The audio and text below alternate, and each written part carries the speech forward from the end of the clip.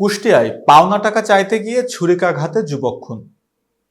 কুষ্টিয়ার মিরপুর উপজেলায় পাওনা টাকা চাইতে গিয়ে আলামিন নামের ২৫ বছর বয়সের এক যুবক ছুরিকাঘাতে নিহত হয়েছেন বলে অভিযোগ পাওয়া গেছে।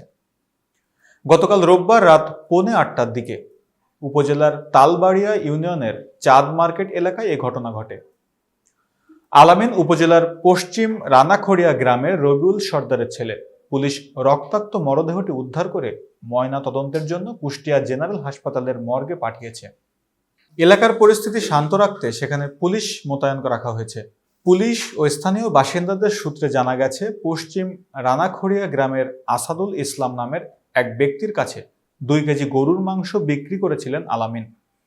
গতকাল সন্ধ্যার পর মাংস বিক্রির টাকা চাইতে ঘটনাস্থলে গিয়েছিলেন তিনি।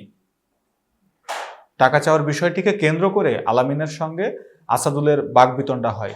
এক পর্যায়ে আসাদুলের সঙ্গে তার ছেলে আকাশ ও আকুল মিলে আলামিনকে মারধর করতে থাকেন।